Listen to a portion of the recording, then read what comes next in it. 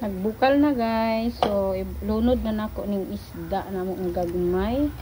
Nagsabaw ta karon kay pawala sa bidli, sa lechon, char. Tanawa ang among isda, dili na to daw kuno nila taon, so inunod mo na to ning mao ni among sudaan karon panihapon guys. Tapos kay sabaw-sabaw sa ako aning kamunggay o pichay. Luto na mong sinabaw. Luto na mong sinabaw. Presko kayo ang isda ba?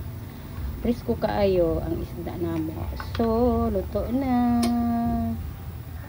Pagkahapon na guys, kung makita ninyo ang lakaw langit, oh, labi-labi kadagong, burag nagka-change weather yun taba. Char, weather talaga.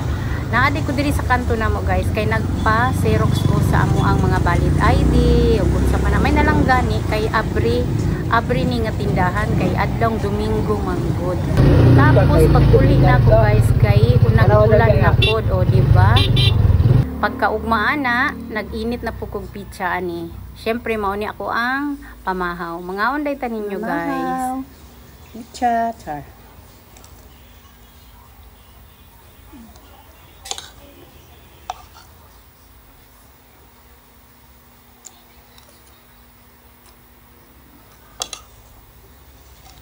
Timing po nga nagluto og pansit ang ako ang anak, guys. So, wala na lang ko nag-rice. So, ako na lang partnera ng akong pizza og pansit og nagakapi-kapi po ta. Siyempre morning man guys, dili gyud mawala sa ato ang kape. Kung matingala mo guys nganong ingunani ako ang sinultihan, medyo gisakitan kog ngipon, tapos dili pa gyud siya tantong kanang naayo kay gahubag ako ang ngipon guys. Tapos nagainom lang kog ininit, galimugmugan ako og asin kay siyempre brag sakit gyud kayo diba? Tapos ang nanggikaon pag yun na ako kining pizza, medyo init, medyo gahi-gahi.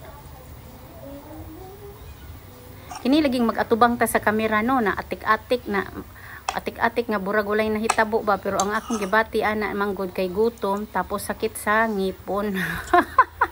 Sakit sa ngipon guys, pero may na lang gani ning pansit kay humok, pero kining pizza ambot na lang gyud. Pero wala man koy lain pamahaw gud oy, di isa ko gusto mag-rice na. Syempre naudtuhan man tagmata na kung unsay pagkaon sa lamisa, mao na lang na init-init.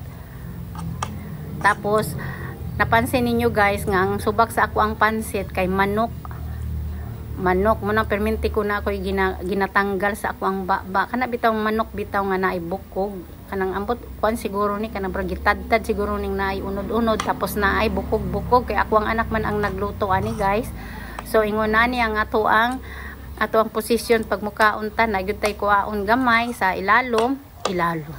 Oh nanapod oh. Kay syempre bukog man na sa manok guys. Giapil man og tad-tad. Pero ang importante guys, lami ang pagkatimpla ug lami ang ako ang kaon kay walay rice kunuhay.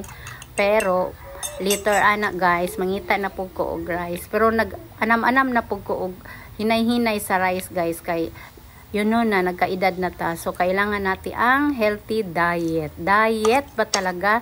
Karon lang ni siya guys kay mag New Year naman. Siyempre ini January ani balik na pud ta sa jita-jita kay wa naman tay kwarta.